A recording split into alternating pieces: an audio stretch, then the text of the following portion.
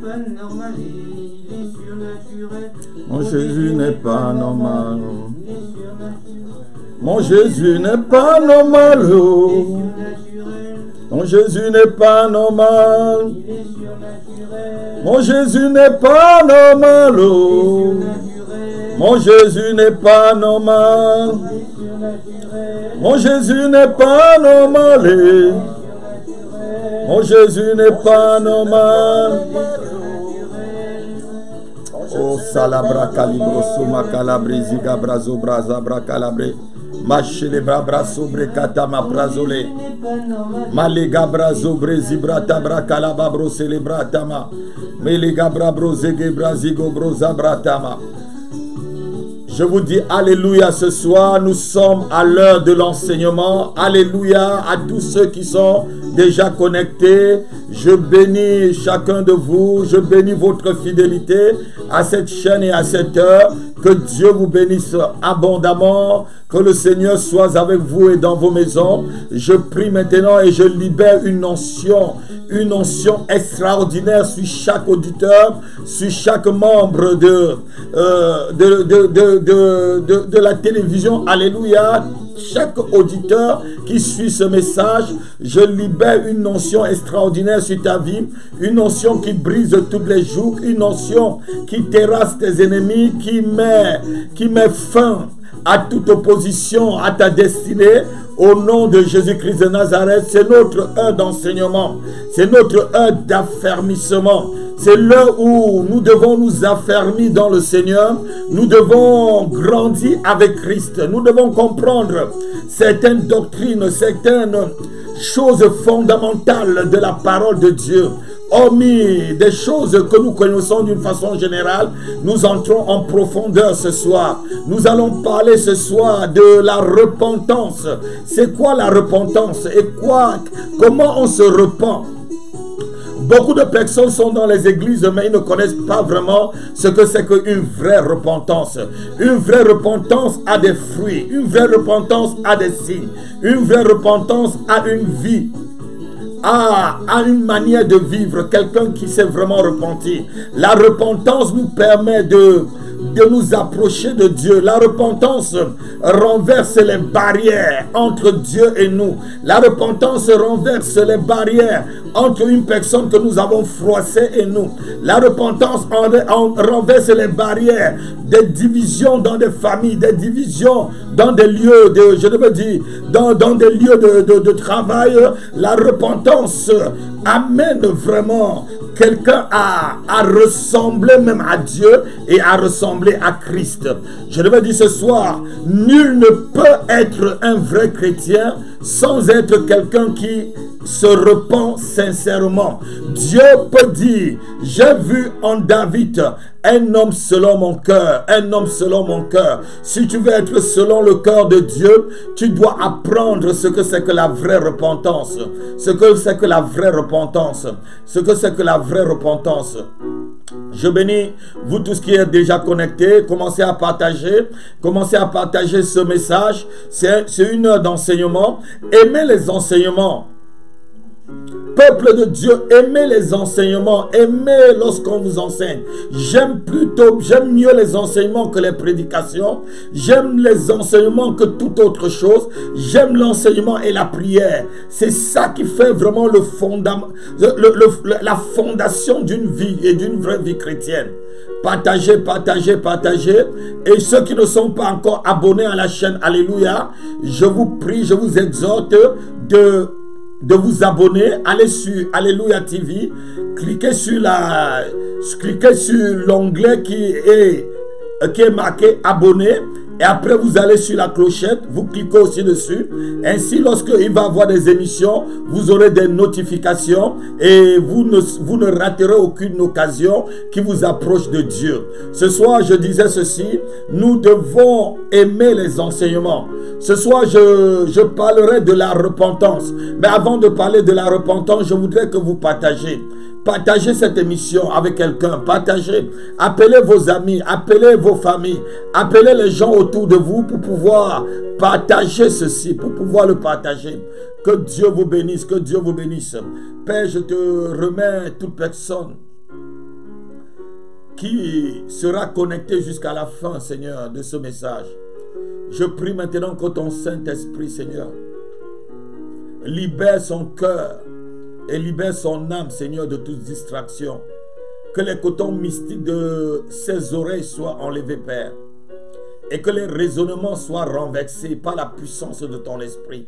Je prie maintenant, Seigneur, toi qui es le Dieu des esprits de toute chair, Seigneur, que tu renverses, Seigneur, les murs de séparation devant eux, afin qu'ils puissent contempler, Seigneur, la grandeur et la magnificence de ta gloire, de la richesse qu'on a en Jésus-Christ. Père, je te remets ces enseignements. Puis, Seigneur, ô Dieu, en ton nom, après ces enseignements, Seigneur, que nos vies soient transformées, que nos vies ressemblent vraiment à la vie de Jésus-Christ. Ce que tu voudrais, Seigneur, de nous, c'est que nous ressemblons à Christ. C'est pourquoi tu nous dis dans ta parole et le sentiment qui était en Jésus-Christ. Je prie que le sentiment de repentance qui était en Jésus-Christ soit aussi avec nous. Père, prends toute la gloire au nom de Jésus-Christ. Amen. Amen. Ce soir, on va voir ce que c'est que la repentance et la vraie repentance. Donc, je disais, beaucoup de personnes dans les églises aujourd'hui ne connaissent même pas ce qu'on appelle la repentance. La repentance, c'est le premier pas qu'on fait pour aller vers Dieu. Sans la repentance, personne ne peut faire le pas vers Dieu. C'est après la repentance qu'on entre dans la conversion. Lorsqu'on est repenti, lorsqu'on se repent, lorsqu'on commence à comprendre, à avoir ce remords, à comprendre que la voie qu'on a prise est mauvaise, c'est là que notre marche vers le Seigneur commence à arriver jusqu'à la conversion. Parce qu'il ne faut pas confondre la repentance avec la conversion, ni la repentance avec le remords, ni la repentance avec la pénitence. Donc, je vais vous parler ce soir de tout cela, de la différence entre la repentance et le remords, la repentance et la pénitence, la repentance et les excuses. Il y a certains qui demandent excuses. Quelqu'un peut me donner un amen? Dans le mot repentance, nous trouvons le verbe repentir. Lorsqu'on parle de repentance, on trouve déjà le mot repentir. Et alors, que veut dire se repentir? Se repentir, c'est avoir un vif regret, un profond regret. A deep sorrow, the deep sorrow, comme on dit en anglais. The deep sorrow, un profond regret, un regret profond. Pas un regret léger, un véritable regret. C'est ça, se repentir sur quelque chose qu'on a posé, sur un acte posé. Et lorsqu'on lit la Bible, on voit qu'après la création de l'homme, Dieu a déversé tout son amour dans la création de l'homme. Dieu a déversé tout son amour en l'homme. Mais l'homme l'a déçu. Il a compté sur Adam. Adam l'a déçu. Il a compté sur Caïn. Caïn l'a déçu. Il a compté sur Jonas. Jonas l'a déçu. Il a compté sur, je devais dire, sur Judas Iscariote. Mais Judas l'a trahi. Et lorsqu'on est quelqu'un qui a déjà déçu des personnes, a déjà déçu des gens, on est appelé à se repentir, quel qu'en soit le niveau social que nous avons, quelle qu'en soit l'autorité que nous disposons sur le plan humain, nous devons nous repentir. Parce que Dieu lui-même, lorsqu'il a vu que le cœur de l'homme n'allait que vers le péché, même après avoir chassé Adam et Ève du jardin, il avait encore l'amour pour Adam et sa femme. Puisque lorsqu'on lit dans Genèse chapitre 4, on voit que Dieu vient vers Caïn, qui est un des enfants d'Adam, un des premiers enfants d'Adam. Et il vient vers Caïn pour lui poser la question, où est ton frère? On va un peu le lire. Genèse chapitre 4, écoutez un peu quelle quelle attitude, quelle insolence Caïn a eu envers Dieu. Et combien de personnes sont insolentes aujourd'hui envers le Seigneur? Combien de personnes?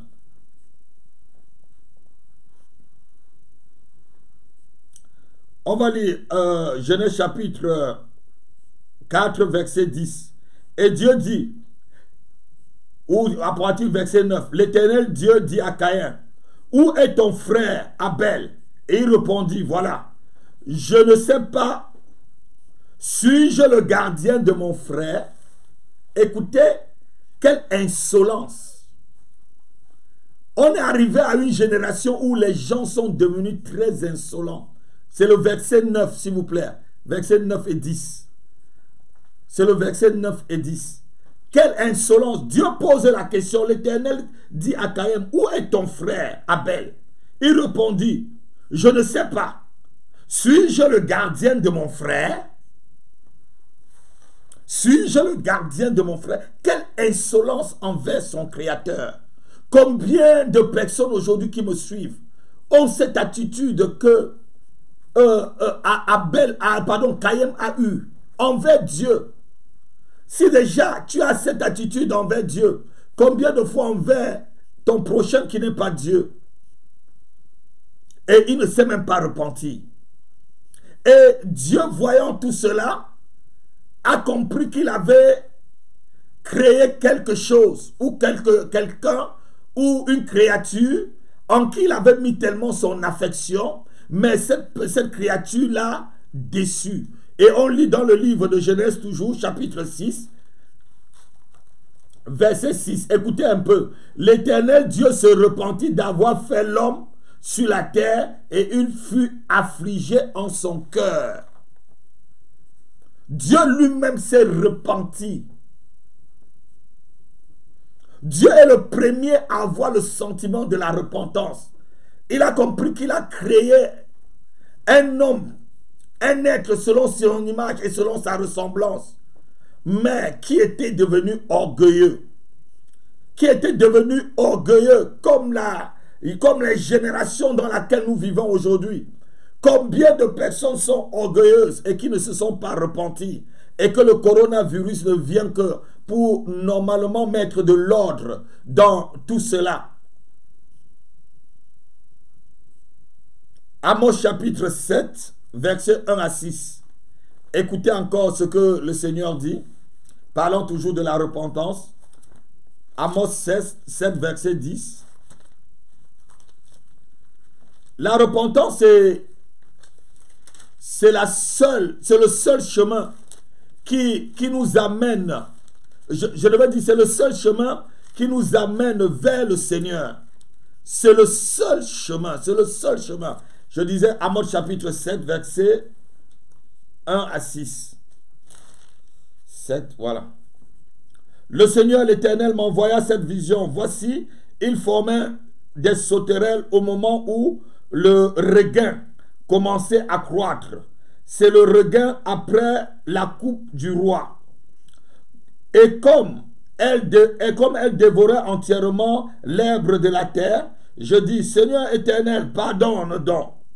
Comment Jacob s'usera-t-il, car il est si faible? L'Éternel se repentit de cela, et cela n'arriva pas. L'Éternel se repentit de cela. Cela n'arrivera pas, dit l'Éternel. Le Seigneur, l'Éternel m'envoya cette vision. Et vous allez voir, ça va aller jusqu'au verset 7. Cette fois, Dieu s'est repenti lui-même parce qu'il voulait faire du mal à la terre. Il voulait faire du mal à Jacob. Il voulait faire du mal à son peuple. Et si le peuple, s'il n'y avait pas un intercédeur comme le prophète Amos, ce cultivateur dont l'esprit de Dieu et l'esprit de la prophétie est descendu sur lui. Amos n'est pas né d'un prophète, il n'est pas fils de prophète. il n'est pas fils de sacrificateur. Amos n'était qu'un cultivateur, donc qui avait un cœur pur. Et Dieu cherche des gens avec des cœurs purs et des cœurs repentants pour pouvoir déposer son esprit. Hein? On est dans une génération où Dieu veut des gens qui ont un cœur repentant. Si Amos ne connaissait pas la repentance, il aurait laissé le peuple, il aurait laissé Dieu, la main de Dieu détruire tout Israël. Et pendant ce moment de Covid-19, il faut que nos cœurs soient des cœurs qui se repentent ou qui se repentent vraiment devant le Seigneur. La repentance est quelque chose de très important pour la vie chrétienne. Adam et Ève. Bon, avant de lire l'histoire d'Adam et d'Ève, on va lire d'abord Exode chapitre 32, verset 14. Écoutez un peu ce que la parole de Dieu dit, Moïse dit. Exode 32, verset 14.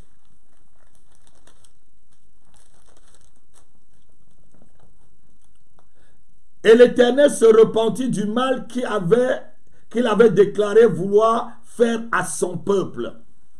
Pourquoi l'Éternel s'est repenti de ce mal? Lorsqu'on va le lire à partir du verset 11, Moïse intercède. Moïse implora l'Éternel son Dieu et il dit, pourquoi, ô Éternel, ta colère s'enflammera tel contre ton peuple que tu as fait sortir du pays d'Égypte par une grande puissance et par une main forte. Pourquoi les Égyptiens diraient-ils, c'est pour leur malheur que l'Éternel les avait sortis. Donc il faut être quelqu'un qui a un cœur repentant pour pouvoir se prier là. C'est pourquoi l'église à cette heure. Je pense que Dieu a aussi laissé que le coronavirus arrive sur la planète pour que nous apprenions à intercéder et à être des gens avec un cœur repentant. Moïse ici, Dieu avait le droit, avec tout ce que le peuple faisait, Dieu avait le droit de les détruire, mais par la repentance et par l'intercession de Moïse. Dieu a retiré sa colère. Dieu a retiré sa colère. Donc Adam et Ève, je disais, ont péché. Mais nous voyons qu'ils ne se sont pas repentis. Ils n'ont eu aucun regret de ce qu'ils ont posé comme acte. Ils n'ont eu aucun regret véritable. Ils ont passé leur temps, la femme accusait l'homme, l'homme accusait la femme, et la femme accusait le serpent. Aucun n'a pris le temps de se repentir.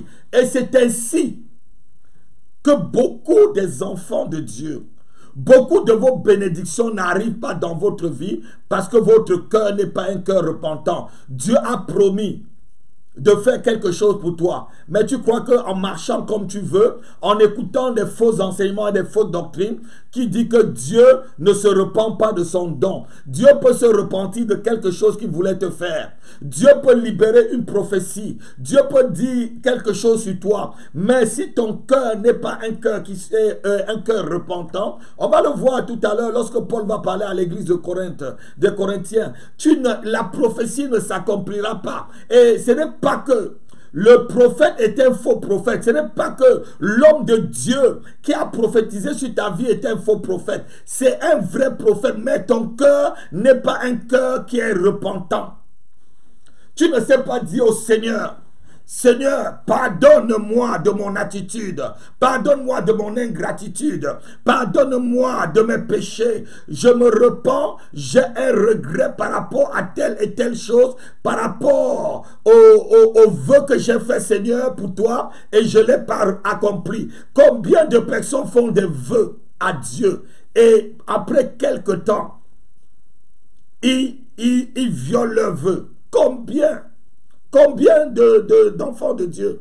Tu dois avoir un cœur repentant. Je te prie de partager ce message. Et si tu te connectes, demandez à ceux qui se connectent de ne pas se déconnecter. C'est un moment où Dieu veut vous aider. C'est un moment au-delà de tu es béni, au-delà de tu es délivré, au-delà de tu es puissant, au-delà je libère l'onction du mariage, de la richesse, l'onction des millionnaires sur toi. Tout cela, on va libérer toutes ces oncions, mais tu resteras sur la terre. Si tu as même tout cela et que tu n'es pas quelqu'un de repenti. La repentance est le premier pas dans la conversion.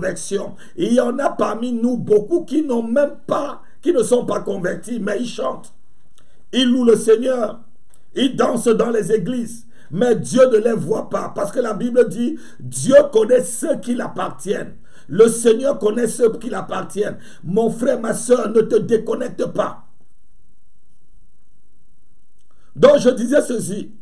Adam et Ève n'ont pas eu le cœur repentant. Quand Dieu vient après le péché dans Genèse chapitre 3, versets 9 à 13, il pose la question à Adam. Mais qui t'a dit que tu es nu? Il a commencé à réciter, c'est la femme que tu m'as donnée, et la femme a été séduite par le serpent, la femme a pris, il m'a donné, et tout. Vous pouvez le lire, Genèse chapitre 3, versets 9 à 13. Donc, l'un accuse l'autre. L'un accuse l'autre. C'est Paul qui a demandé que Jacques va et Pierre a dit que Paul fait ceci. Si Paul n'avait pas demandé que Jacques va et que Pierre a dit qu'on fasse ceci, je n'aurais pas fait ceci ou cela. Les gens qui n'ont pas un cœur repentant, c'est les gens aussi qui reportent leurs fautes sur les autres. Non, ce n'est pas moi, c'est les autres. Lorsque tu es quelqu'un que c'est toujours les autres qui te poussent à commettre un péché, tu es quelqu'un qui n'a pas un cœur repentant, tu es quelqu'un qui est orgueilleux. Et comme Caïn, tu peux dire, est-ce que je suis le gardien de mon frère? Combien ont ce genre d'attitude? Ce genre d'attitude très orgueilleuse envers Dieu. N'est-ce pas, je suis quelqu'un, je n'ai jamais péché. Hein? Je ne commets pas l'adultère, je n'ai pas de petite amie, moi je ne vole pas, non, non, non, non, non. Dieu connaît ton cœur, tu dois te repentir, tu dois être véritable, même Dieu s'est repenti. Aujourd'hui, beaucoup d'entre nous sommes comme Ève, comme Adam, jetant toujours la responsabilité sur les autres. Et tout ce qu'ils ont après un péché, c'est le remords. Un petit remords. Ah, mon frère, ma soeur, excuse-moi. Hein? Excuse-moi. Il est vrai que dans la Bible, il y a le mot excuse. Mais l'excuse n'est pas la repentance. Les gens vont te trouver le mot excuse dans la Bible. Quand Jésus dit, vous n'avez plus aucune... ils n'ont plus d'excuses parce qu'ils ont écouté cette parole. Ils n'ont plus d'excuses. C'est le Seigneur qui a utilisé, ils n'ont plus d'excuses à cause de la parole qu'ils ont écoutée. Donc, l'excuse, ce n'est pas la repentance. Si tu dis à quelqu'un, excuse-moi, non, tu dois dire pardonne-moi. Quand tu te repens, tu demandes pardon, tu ne recommets plus la même faute. C'est ça qui bloque vos bénédictions. C'est ça qui bloque la main de l'Éternel de vous atteindre. C'est ça qui bloque les promesses de Dieu de s'accomplir dans votre vie. Peuple de Dieu, peuple de Dieu. Je vous dis la vérité. Acceptez que je vous dise la vérité. Acceptez que je vous dise la vérité. Souffrez que je vous dise la vérité. C'est pour votre bien. C'est pour votre bien. La repentance, avoir un cœur repentant, avoir un cœur sincère, avoir un cœur qui sait pleurer, la Bible dit que Dieu est près de ceux qui ont le cœur contrit. Avoir connaître la contrition après avoir déçu quelqu'un, après avoir déçu Dieu, après avoir brisé une alliance. Combien de personnes viennent et confessent devant le pasteur et même devant l'église, ceci c'est mon église, je ne quitterai pas, même s'il y a le feu. Mais en quelque temps, on ne le voit même plus dans l'église. Il suffit d'un petit problème, il suffit d'un rumeur ou d'une petite rumeur et d'un mensonge sur l'homme de Dieu. Et là, la parole que la personne a donnée, c'est fini. Et elle ne se repent pas. Pour ceux qui sont en train de noter, vous pouvez noter dans la première grande partie, on était à l'introduction, grand A. Ne confondons pas la repentance avec le remords. Il ne faut pas confondre la repentance avec le remords. Je vais vous expliquer ce que c'est que le remords. J'ai introduit ce que c'est que la repentance. Et dans le corps du sujet et dans le corps de l'enseignement, je devais dire, je vais vous parler de la vraie repentance, pas de la fausse. Un remords, c'est quoi? C'est le reproche de sa conscience. C'est un regret, mais pas un véritable regret comme dans le cas de la repentance. La Bible parlant de Judas Iscariote, la Bible dit qu'il a eu un remords. Lisons-le, Matthieu chapitre 27. Judas ne s'est jamais repenti. Verset 3. Alors Judas, qui l'avait livré, voyant qu'il était condamné, fut pris de remords et rapporta les 30 pièces d'argent aux principaux sacrificateurs et aux anciens. Il fut pris de remords. Le remords, ce n'est pas un regret, ce n'est pas un profond regret, ce n'est pas un deep sorrow comme les Anglais le disent. Le remords ne te fait pas changer. Tu commets un péché, tu demandes, tu fais la fausse repentance, tu as un petit remords et tu reprends encore. C'est que si Jésus n'était pas condamné, Judas l'aurait trahi autant de fois et avoir des remords autant de fois. Combien de fois vous avez été victime ou même pas, vous avez été auteur, même pas victime, mais auteur d'un mal et que vous n'avez eu que de remords. Et le lendemain, vous répétez la même chose. Le pasteur vous dit, vous exhorte, mais ça entre d'un côté et ça sort de l'autre. Vous n'avez pas un cœur repentant. Et quand on vous parle, si le pasteur continue à vous parler, mais qu'est-ce que ce type-là veut de moi? C'est ma nature. C'est comme ça que Dieu... Non, Dieu veut des hommes et des femmes avec un cœur repentant. Le remords, c'est le caractère de Judas Iscariote. Ce n'est pas de la repentance. Car la repentance nous amène directement au salut, comme dit l'apôtre Paul. Il y a la repentance qui t'amène au salut. Et le salut fait partie de la... Quand tu es converti, vraiment, tu as le salut. On va lire 2 Corinthiens 7, verset 10. Paul fait la différence entre la repentance qui amène au salut et la repentance qui n'amène pas au salut.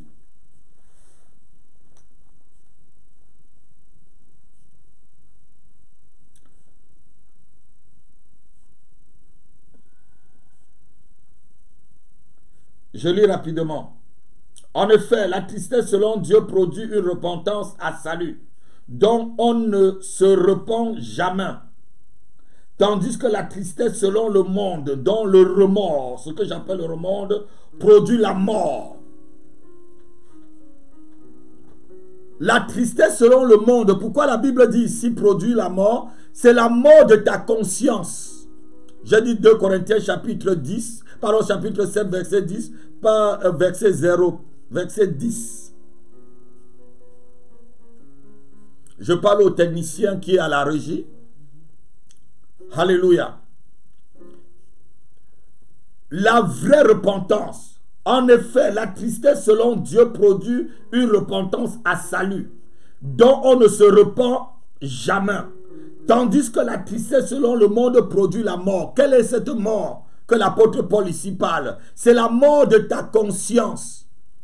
Tu te baignes tellement dans une attitude de péché, dans une attitude de rébellion envers Dieu, dans une attitude de rébellion envers les lois de Dieu, je devais dire les commandements de Dieu, que ta conscience elle-même est devenue morte. C'est pourquoi tu peux voir, on peut voir aujourd'hui des chrétiens qui commettent les mêmes péchés que les païens et ça ne leur dit rien du tout. Tu attends une repentance, rien. Tu attends un changement, rien. Ils sont morts. La conscience est morte. La conscience est morte. Une personne orgueilleuse jusqu'à ses cheveux. Une personne qui ne sait jamais demander pardon. Une personne qui ne peut jamais s'humilier, dire c'est ma faute. Ou une personne qui ne reconnaît pas qu'elle ne connaît pas. Où est ton frère, Caïn? Suis-je le gardien de mon frère? Tu réponds ainsi à un créateur, à ton créateur. Celui qui a créé ton père Adam, ta mère Ève.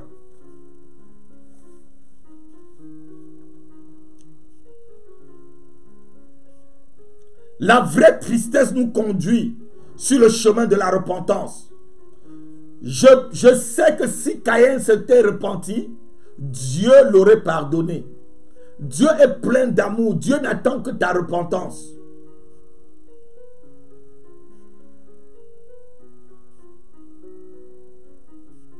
La vraie tristesse, selon Dieu, la vraie repentance, tourne le cœur de l'homme vers Dieu. Et ce cœur tourné vers Dieu ne se retourne plus jamais dans le monde.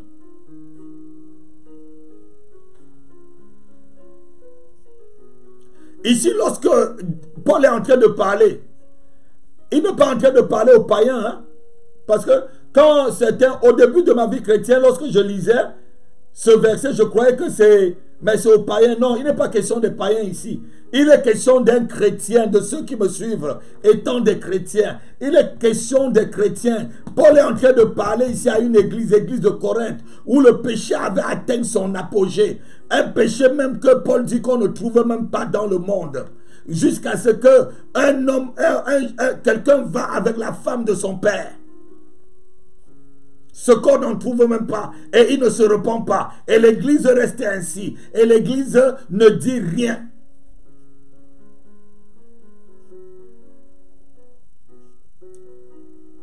Ce soir, c'est de la vraie repentance que j'ai envie que nous étudions. La repentance est la vraie. Et je vais vous détailler tranquillement ce que c'est que la vraie repentance. Ceux qui aiment Dieu suivront ce message jusqu'à la fin. Ceux qui aiment leur vie, ceux qui ne veulent pas que la prochaine calamité qui soit comptée parmi les victimes suivront ce message jusqu'à la fin. Parce qu'il y a des prochaines calamités qui arrivent. Le Covid-19, ce n'est qu'un avant-goût. Ce n'est qu'un avant-goût de la coupe amère que la grande Babylone va boire. Ce n'est qu'un avant-goût de la coupe amère que la terre qui est devenue la grande Babylone va boire. Il est temps d'entrer et d'accepter une vraie repentance dans son cœur. Ici, c'est l'église, c'est à l'église. La repentance que Paul dit ici, là, c'est dans l'église, église de Corinthe, église de Corinthe, église de Corinthe, église de Corinthe, église de Corinthe. Il est temps de te repentir, il est temps franchement. Parce qu'il y a encore des calamités qui vont venir. Le Covid-19 sera...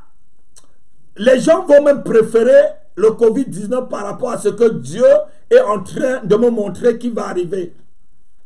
Le Covid-19, ce n'est que... Je devais dire, ce n'est que l'entrée en matière. Si la terre, si les hommes n'apprennent pas à se repentir, si les hommes continuent à être comme Caïn, suis-je le gardien de mon frère?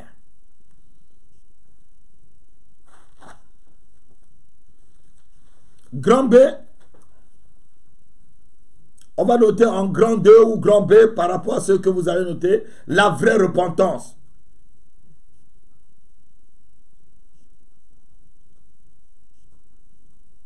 Lorsqu'on lit les commentaires bibliques ou peut-être des dictionnaires bibliques,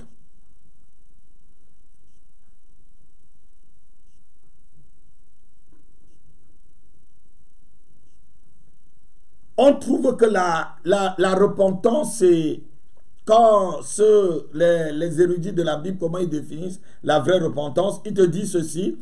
Ils disent que la vraie repentance, c'est un sentiment profond, c'est un sentiment profond de l'âme qui passe par un jugement sur elle-même.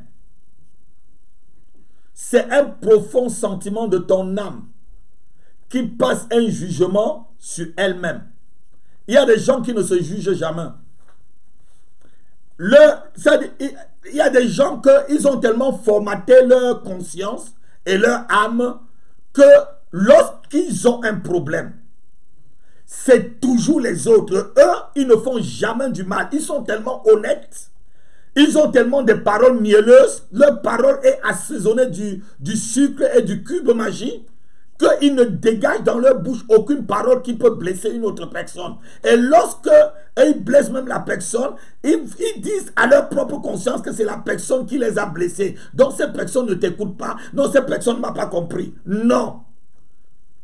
Tu es quelqu'un que ta repentance n'est pas honnête. Tu blesses les autres. C'est lorsque ton âme te juge toi-même. Lorsque tu as un regret profond de ton âme qui te juge, c'est là où tu commences à comprendre que tu es quelqu'un qui entre sur le chemin de la repentance. C'est lorsque ton âme te juge. Ton âme juge tes actes.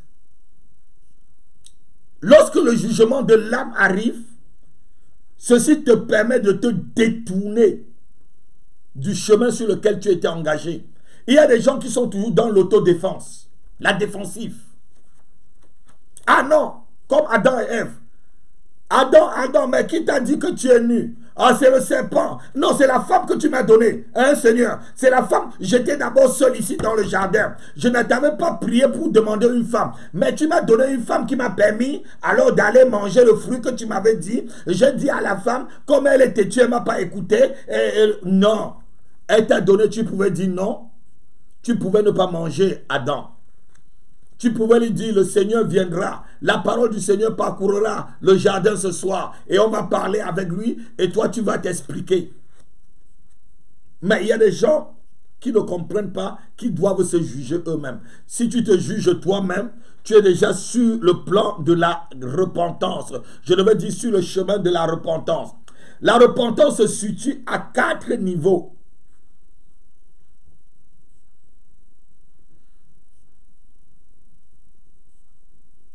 Avant de lire, avant de voir les 4 niveaux, on va lire dans le livre de 1 Corinthiens chapitre 11 verset 31. Écoutez un peu ce que la parole de Dieu dit. 1 Corinthiens chapitre 11 verset 31.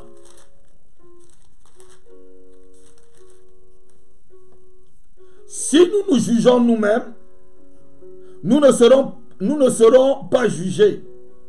Si ton âme, si tu te juges toi-même, plus personne ne doit te juger. Souvent, on te juge parce que tu es quelqu'un qui n'est pas vraiment repentant et qui n'a pas dans ton cœur le sentiment de l'humilité.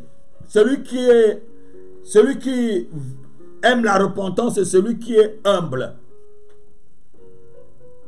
Tu ne rejettes pas les fautes sur ton collègue de travail.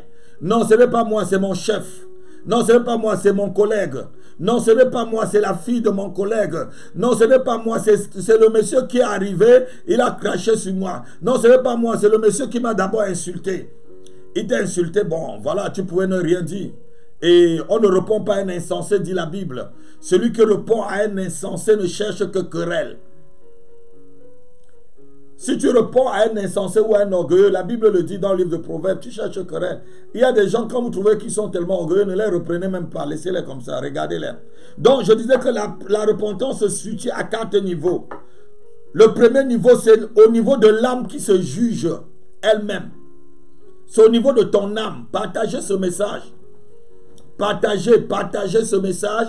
Partagez cet enseignement. Ce n'est même pas un message, c'est un enseignement. C'est pour que vous soyez édifiés. Juge-toi toi-même. Va devant le Seigneur, juge-toi toi-même. Sois honnête envers ton propre jugement. La Bible dit que celui qui se juge n'est plus jugé. Donc Dieu nous permet de nous juger nous-mêmes. D'être honnête envers nous-mêmes. Lorsque moi je commets, ou lorsqu'il m'arrive peut-être de blesser quelqu'un, moi je vais vers la personne, je lui demande vraiment pardon et je me juge moi-même. Si je blesse quelqu'un par une attitude, par une parole, si par mégarde, je dis quelque chose qui blesse une personne et je trouve que je ne devais pas dire la chose, j'appelle, je vais vers la personne, je lui dis vraiment pardonne-moi frère, pardonne-moi ma soeur, je n'aurais pas dû vraiment, et je n'explique pas pourquoi je l'ai dit, je n'aurais pas dû le dire. Voilà, c'est simple. Que la personne te pardonne ou pas, tu t'es repenti, c'est bien et tu ne le fais plus. Donc, le premier niveau, c'est au niveau de notre âme. Le deuxième niveau où la repentance doit toucher, c'est au niveau de nos mauvaises voies que nous avons. Les mauvaises voies que nous avons. La voie de Caïn, c'était la voie de la jalousie pour tuer son frère. Je ne connais pas ta voie que tu as pris. Le troisième niveau, c'est au niveau du changement maintenant. Tu dois changer les choses maintenant. Lorsque tu te repens là, c'est maintenant que tu dois changer les choses, pas demain. Maintenant, maintenant. Et le quatrième niveau, c'est au niveau de tes raisonnements et de tes intentions. C'est au niveau de tes raisonnements et de tes intentions. C'est ça, c'est là où la repentance, les niveaux où la repentance doit atteindre dans ta vie pour que ta repentance soit sincère. La repentance selon Dieu. Dans l'Ancien Testament, lorsque le peuple se repentait, Dieu amenait toujours la consolation.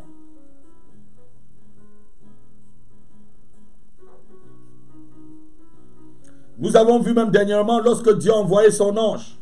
Si vous voulez le lire dans le livre de 1 Samuel chapitre 15, lorsque Dieu a envoyé l'ange pour détruire Jérusalem à cause du péché de David, c'est le même Dieu qui, après la repentance de David, demande à l'ange d'ôter sa main.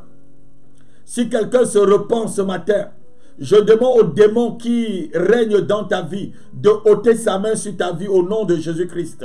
Je demande au démon qui, sur ta famille, est en train de sévir et en train de reculer et en train de bannir l'étoile de ta famille, que ce démon arrête et retire sa main sur ta vie et ta famille au nom de Jésus-Christ de Nazareth. Si quelqu'un a une vraie repentance dans son cœur ce soir, que le Dieu des cieux, le Dieu qui aime la repentance, puisse maintenant amener je devais dire, sa miséricorde de se manifester dans ta vie au nom de Jésus-Christ de Nazareth. Quelqu'un me donne un amen comme le tonnerre.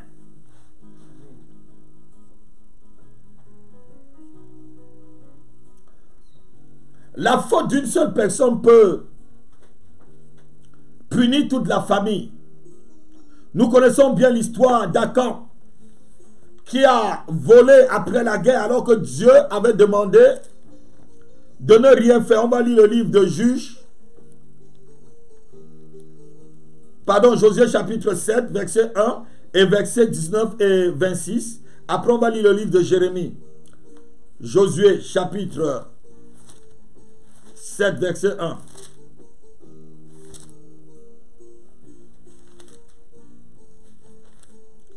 Écoutez un peu. Les enfants d'Israël commirent une infidélité au sujet des choses dévouées par interdit.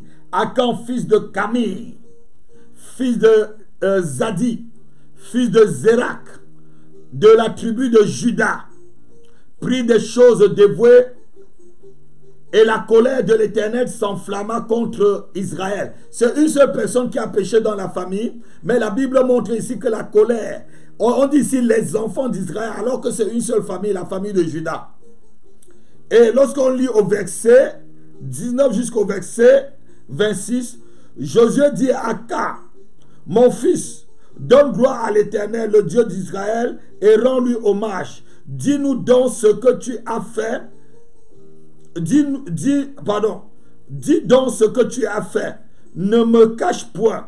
Et Akab répondit à Josué et il dit, il est vrai que j'ai péché contre l'Éternel, le Dieu d'Israël, et voici ce que j'ai fait. J'ai vu dans les butins un beau manteau de chinaïde et 200 cycles d'argent et un lingot d'or du poids de 50 cycles. Je les ai convoités et je les ai pris et ils sont cachés dans la terre au milieu de ma tente et l'argent est au-dessous.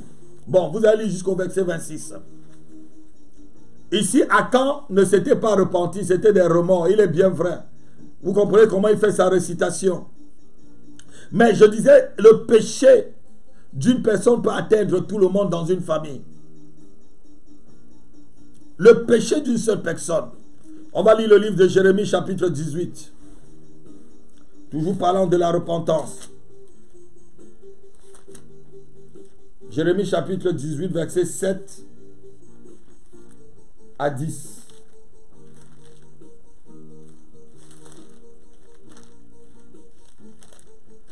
Je lis rapidement la parole de Dieu.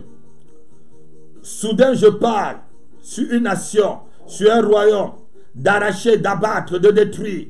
Mais si cette nation sur laquelle j'ai parlé revient de sa méchanceté, je me repens du mal que j'avais pensé lui faire.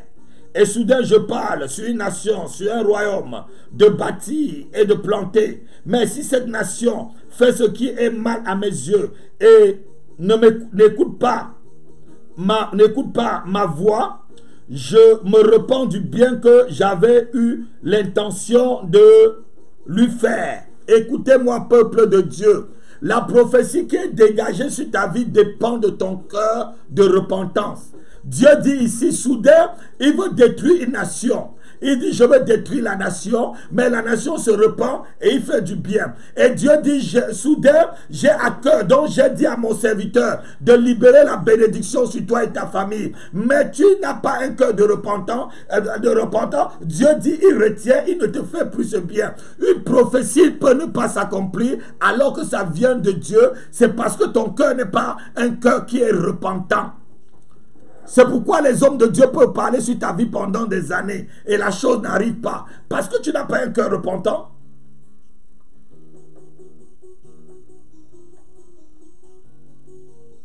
Écoutez ce que Dieu dit au verset 10. Mais si, au verset 9, pardon. Et soudain je parle sur une nation, sur un royaume, de bâtir et de planter. Donc soudain je parle à une famille de bâtir et de planter, d'amener dans cette famille des bonnes choses, d'amener dans cette famille vraiment de l'abondance et de la prospérité. Mais si cette famille ne se repent pas, Dieu dit la chose ne s'accomplit pas. Lorsqu'on prophétise sur toi, tu peux être dans un péché. Dieu prophétise sur toi pour t'encourager de sortir de l'état où tu es, de sortir, de libérer ton cœur des mauvaises voies en te promettant des choses par la bouche d'un serviteur comme moi. Mais après, quand ça ne se réalise pas, tu vas dire, ah mais l'apôtre Apis, c'est un faux serviteur. Il a prophétisé, il a dit des choses sur moi qui n'est jamais arrivé. Je ne connais pas ton cœur, ma soeur. Je ne connais pas ton cœur, mon frère. Est-ce que je connais les convoitises de ton cœur, comme celui de Akam qu'on vient de lire? Je connais les troubles qu'il y a dans ton âme. Je ne connais pas où tu es, mais Dieu me dit de dire et je le dis. C'est à toi de maintenant de bien te comporter. C'est le Dieu qui a dit qu'il va le réaliser. Ce n'est pas l'apôtre. Je ne suis que la bouche de Dieu. Je ne suis que les baffles qui résonnent et que la voix de Dieu se fait entendre par ma bouche. Ma bouche n'est que les baffles du Seigneur. N'est que le micro et les baffles de Dieu comme tu m'écoutes à travers ces ondes. Ce n'est pas moi qui fais. C'est l'Éternel qui me dit de faire et je le fais et je le dis. Donc si une prophétie est libérée et que cette prophétie ne trouve pas un cœur qui s'est repenti, la Bible dit que Dieu ne va pas le faire. Et une prophétie peut être aussi libérée que Dieu va faire du mal dans ta famille. Et si tu te repens, Dieu ne fait plus du mal à cette personne. Donc l'homme de Dieu peut libérer une prophétie. Dieu veut te faire du mal, Dieu va te faire ceci. Mais si tu écoutes cela et que ça te mène à un cœur de repentance, je dis tu es quelqu'un selon le cœur de Dieu. Dieu ne te fera pas mal. Dieu te fera plutôt miséricorde.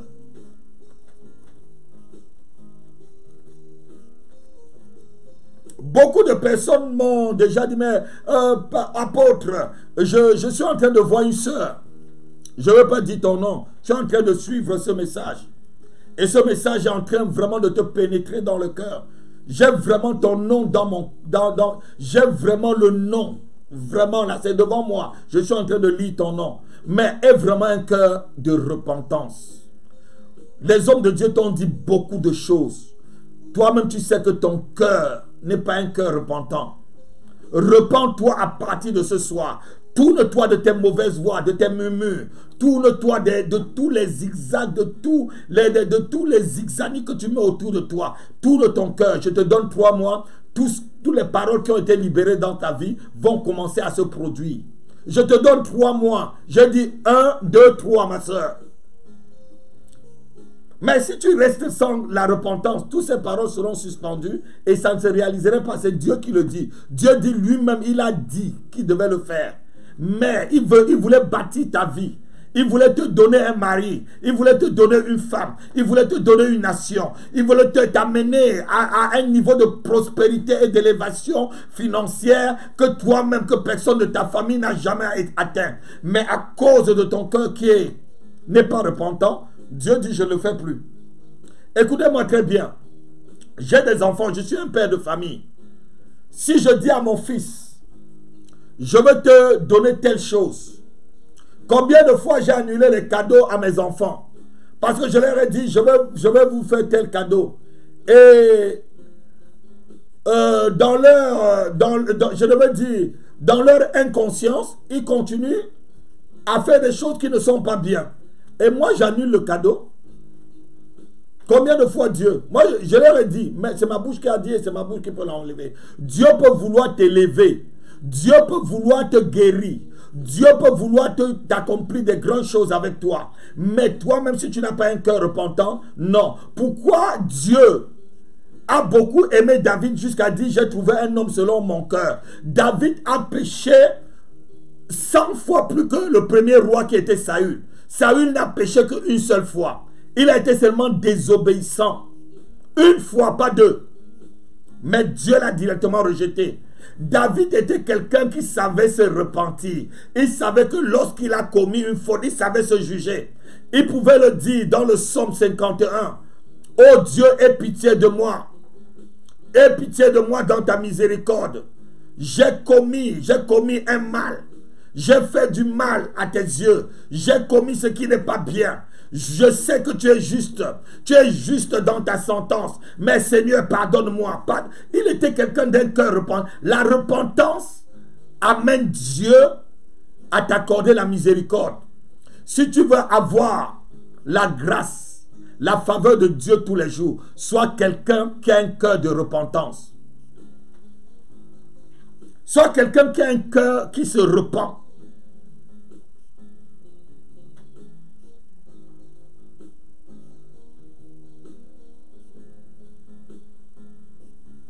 Nous allons lire le livre de Jérémie, chapitre 42, verset 10, et on va évoluer rapidement. Dieu veut, même si Dieu dit quelque chose et qu'il ne veut pas le réaliser, et que si tu te repens, on va lire Jérémie, chapitre 42, verset 10. Écoutez un peu ce que Dieu dit. Il y avait encore des chambres sur la largeur du mur des parvis du côté. Pardon, je suis dans Ézéchiel, excusez-moi. Jérémie, j'ai dit, chapitre 42, verset 10.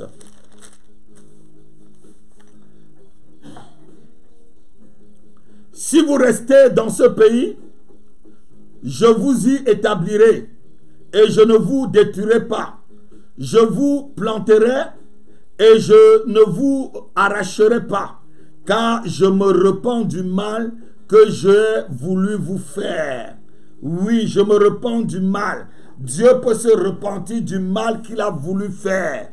Dieu peut se repentir du mal comme il peut se repentir aussi du bien qu'il a voulu te faire. Partagez le message. Abonnez-vous sur notre chaîne Alléluia TV, qui est une chaîne au service des chrétiens. C'est votre chaîne. Et s'il y a des chrétiens autour de vous, demandez-les de se connecter et devenir des abonnés d'Alléluia TV. Dieu a besoin de toi. Dieu ne te condamne pas quand tu te repens. La Bible parle aussi de la femme qui a été prise en flagrant délit d'adultère. Jean chapitre 8, verset 3.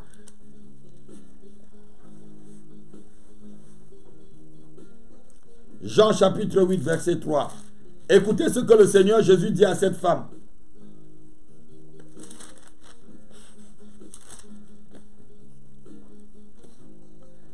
Alors les scribes et les pharisiens amenaient une femme surprise surprise en adultère. et le plaça au milieu du peuple et dit à Jésus, Maître, cette femme a été surprise en flagrant délit d'adultère. Moïse, dans la loi, nous a ordonné de lapider de telles femmes. Toi, donc, que dis-tu? Il disait cela pour l'éprouver afin de pouvoir l'accuser. Mais Jésus s'étant baissé, écrivait avec le doigt sur la terre. Comme il continuait à l'interroger, il se releva et leur dit, que celui de vous qui est sans péché jette le premier la pierre contre elle.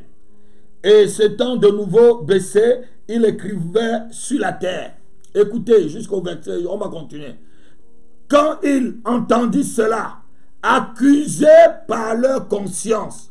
Je vous ai dit la repentance, comment si tu es quelqu'un que ta conscience ne te juge pas, c'est que tu es quelqu'un qui n'est pas vrai. Accusés par leur conscience, ils se retiraient un à un, depuis le plus âgé jusqu'au dernier. Et Jésus resta seul avec la femme qui était là au milieu. Alors Jésus s'étant relevé et ne voyant plus que la femme, Jésus lui dit, Femme, où sont ceux qui t'accusaient? Personne ne t'a-t-il condamné?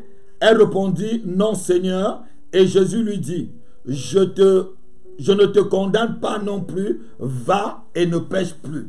Vous allez lire la même chose dans le livre de Jean toujours, au chapitre 5, avec l'homme qui était à côté de la piscine de Bethsaïda. Il était malade depuis près de 39 ans. Et lorsque le Seigneur l'a guéri, le Seigneur lui dit, va, ne pêche plus de peur qu'il ne t'arrive quelque chose de pire. Au verset 14, va, ne pêche plus de peur qu'il ne t'arrive quelque chose de pire. Si tu es quelqu'un qui connaît que ta conscience te juge et que tu connais que tu as déjà commis un mal, tu peux te repentir. La repentance peut amener quelque chose de nouveau dans ta vie. La repentance peut amener la pluie de la première et de l'arrière-saison dans ta vie. La repentance peut ouvrir des portes qui sont fermées devant toi et ta famille. La repentance peut t'amener la guérison. La repentance peut t'amener la faveur de Dieu. La repentance peut éliminer tout ce que l'ennemi avait prévu, fait contre toi. La repentance amène le doigt de Dieu à juger tes ennemis. La repentance se fait ressembler à Jésus-Christ. Je parle de la repentance et de la vraie. Alléluia. Ce que je peux, avant de terminer ce message, avant de conclure, j'aimerais que chacun de vous ce soir demande au Seigneur, vous tous qui me suivez à travers le monde, je ne suis pas en train de vous enseigner des chimères. Je vous donne la clé pour votre vie. Je vous donne la clé pour ouvrir la porte de votre vie. Je vous donne la clé pour ouvrir la porte de votre vie. C'est une clé qui ouvre la porte à ta vie.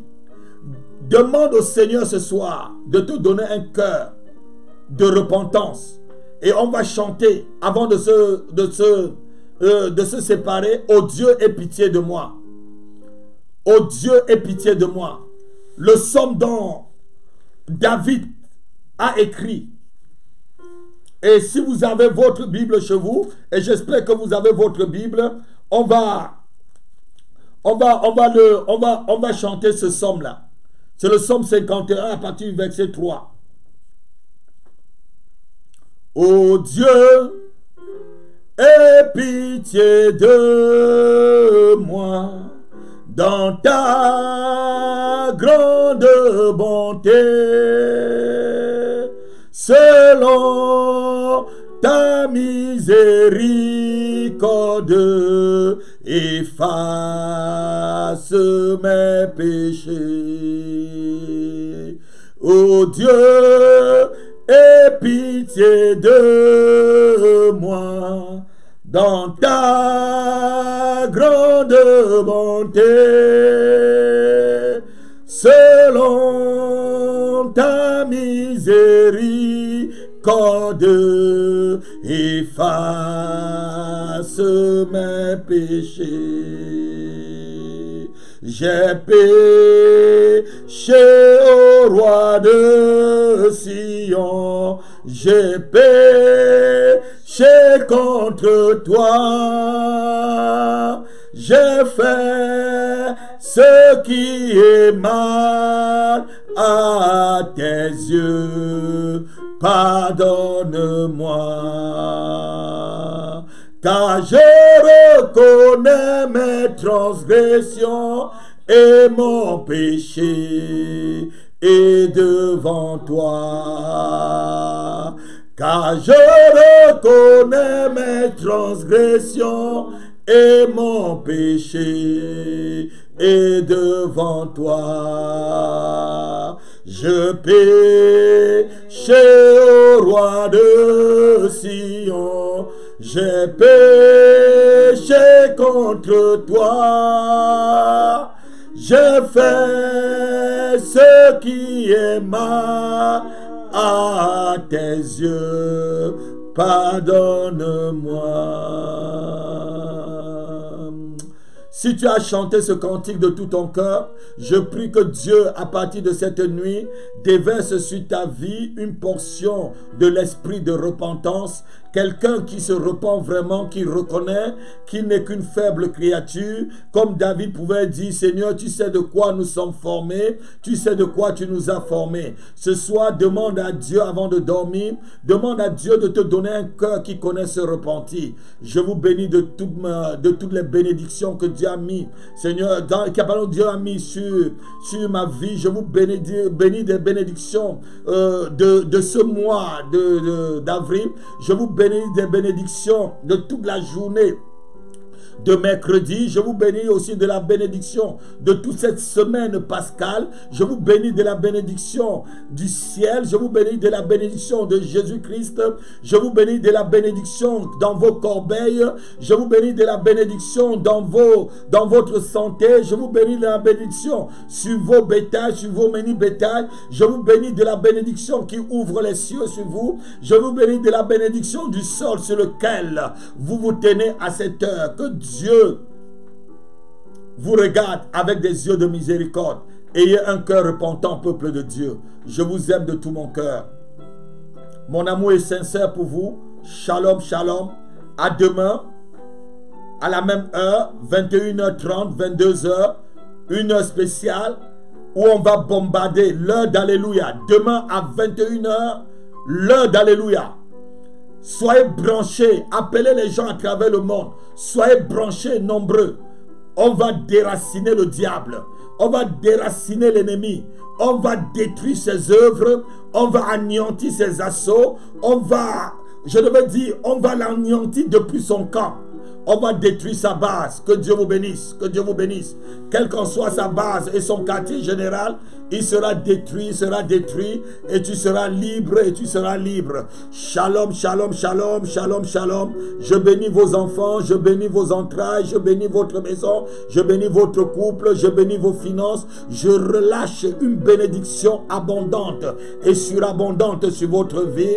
Votre serviteur, l'apôtre Happy Dieudonné. Shalom, je vous aime. À bientôt.